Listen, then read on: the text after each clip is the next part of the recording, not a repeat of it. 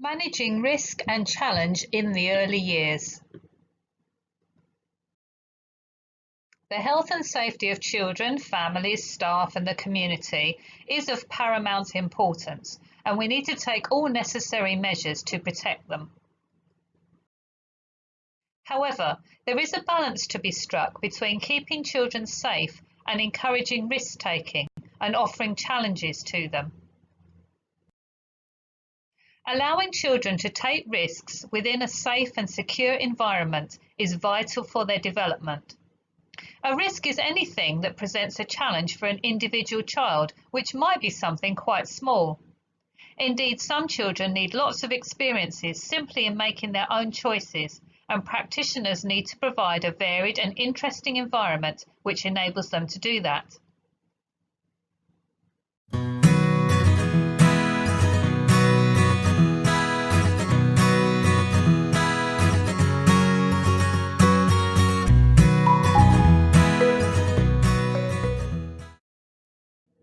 The key messages from the Health and Safety Executive are: play is important for children's well-being and development. When planning and providing play opportunities, the goal is not to eliminate risk, but to weigh up the risks and the benefits. Those providing play opportunities should focus on controlling the real risks while securing or increasing the benefits. Risk assessments. It is essential to have good risk assessments which are modified and updated in response to changing circumstances. They are working documents which must be shared with and understood by staff, and they must be adhered to.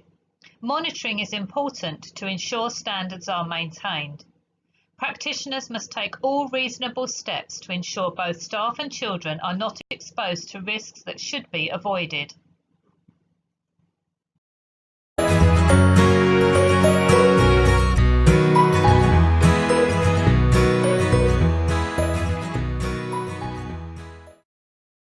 Good risk assessment takes into account factors such as the age of the children, the nature of the activity, the type of risks and possible consequences, the nature of the physical environment, and the degree of supervision required.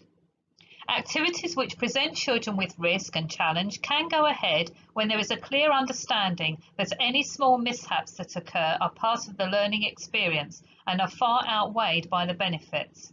There is a huge difference between putting a child at risk and allowing a child to take risks. What do children learn by taking risks and tackling challenges? They will be developing the characteristics of effective learning, including using strategies to reach a goal and reviewing their progress. They will also be concentrating on achieving something that's important to them and showing resilience and perseverance in the face of challenge.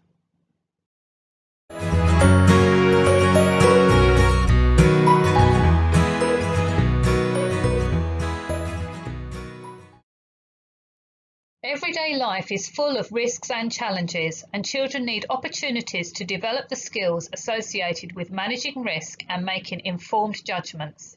In particular, when tackling physically challenging activities, they will be developing body strength, coordination, balance and agility, as well as confidently and safely using a range of apparatus. How can practitioners support them? The practitioner's role is to enable the child to achieve their individual challenges. This includes recognising when a child is taking a risk and offering appropriate support. The adult needs to observe carefully and draw children's attention to any potential dangers and also help them to find solutions. Involving children in assessing risk for themselves is an important part of their learning experience. Risk-taking is an essential part of children's play. What we need to do as practitioners is to manage that risk. We should provide opportunities that support growth and development whilst keeping children safe from unreasonable risk and injury.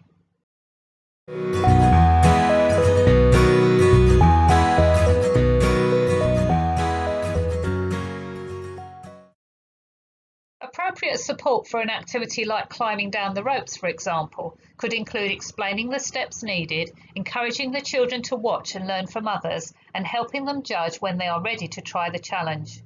Practitioners should use their own judgment and expertise and also draw on the expertise of others to ensure that the limits and controls that are proposed are always in proportion to the risks and benefits involved.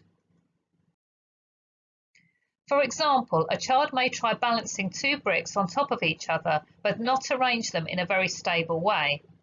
She may need the chance to test out what happens if she slowly tries to climb on top of them and finds out if they are too wobbly. A practitioner's first instinct may be to step forward to stop her. This might be effective accident prevention, but it is not necessarily good risk management. It is often better for the practitioner to hold back for a moment and observe the learning and the child's response. So she may step back down and rearrange the bricks before trying again, in which case she has learned not only about balance, gravity and construction, but about assessing risks and making adaptations. Practitioners can make suggestions and can intervene when necessary, but this should be done in a measured way.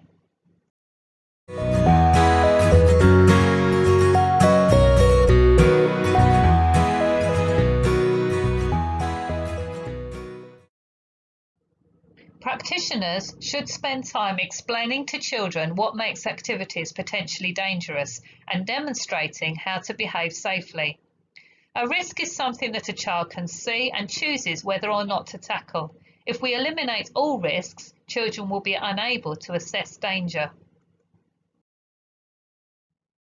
A safe environment.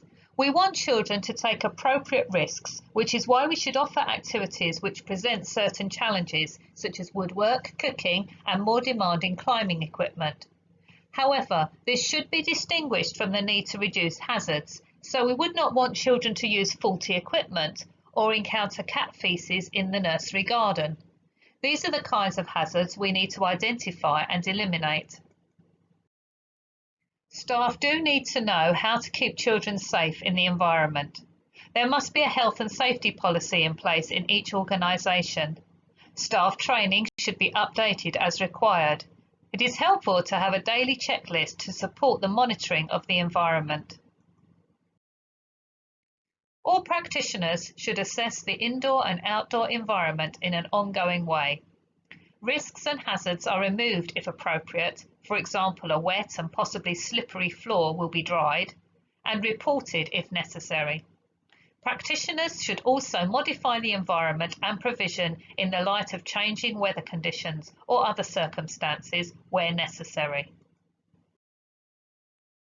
Specialists can be brought in to assess the outdoor learning environment, and where any safety concerns arise, organisations can consult a local health and safety advisor. Organisations must follow the latest government and local guidance and make modifications to the environment as required. Higher risk activities. Higher risk activities, including cooking, woodwork and using the fire bowl, will need specific written risk assessments. These should be reviewed regularly.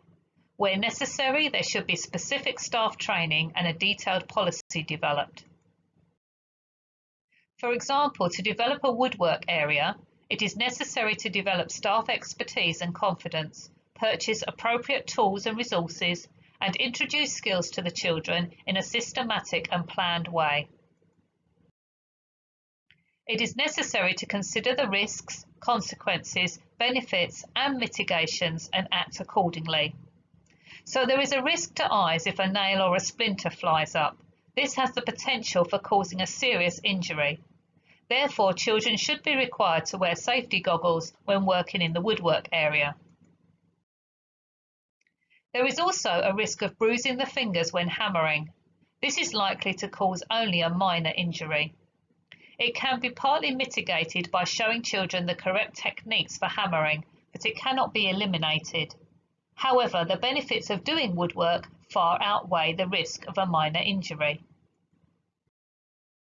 The risk of falling off larger pieces of play equipment is quite high, but the risk of harm is minimised by ensuring that there is adequate supervision, that equipment is correctly positioned and well maintained, that there are safety surfaces where required, and that there are some appropriate rules for use where necessary.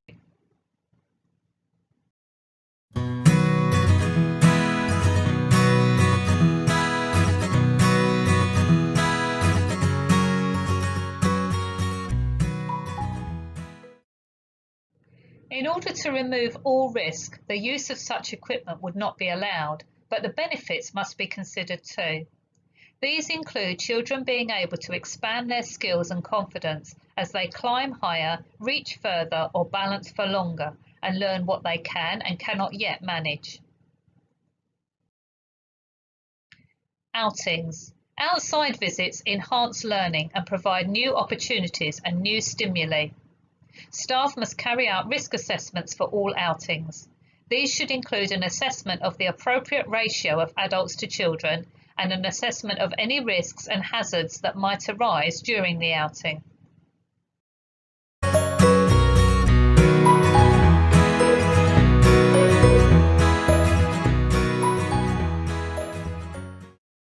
Considerations include the type of outing and how regularly it happens, the adults accompanying the children and how much experience they have, the type of activity or activities involved. For example, more adults may be needed to supervise a trip travelling by tube than a walk around a nearby park.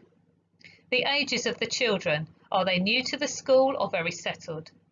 The time of day of the outing and whether this changes the risks. For example, traffic levels during the rush hour may increase the risks associated with crossing roads. All outings need to be thoroughly planned in advance and evaluated afterwards in order to eliminate any dangers as far as possible. Staff also need to risk assess whilst they are out on visits, identifying any further hazards as they arise. There must be a risk assessment for every type of outing, and these need to be reviewed if the context alters.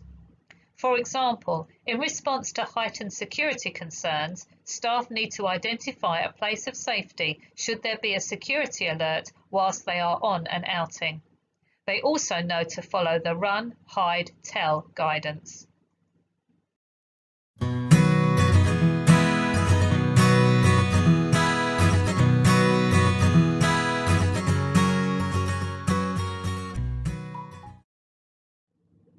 Individual risk assessments.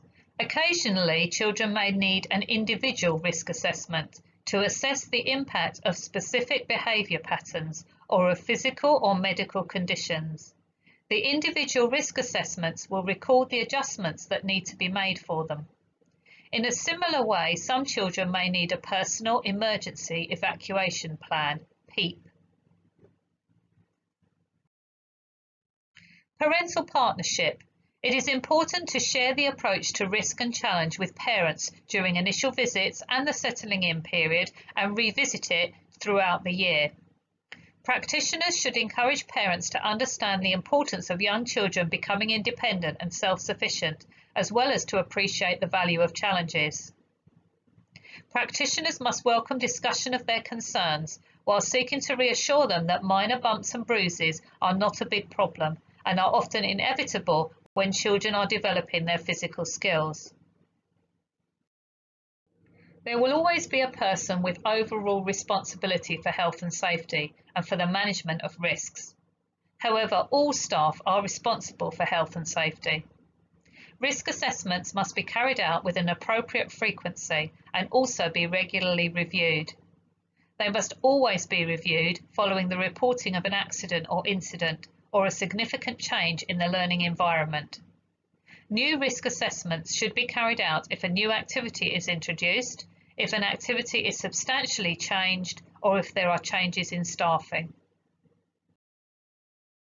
Relevant legislation: Health and Safety at Work Act 1974, the Early Years Foundation Stage Statutory Framework 2017, Requirements for Risk Assessments, a Childcare Fact Sheet, Ofsted, November 2012. See also Children's Play and Leisure, Promoting a Balanced Approach, the Health and Safety Executive, Development Matters, Non-Statutory Curriculum Guidance for the Early Years Foundation Stage, September 2020.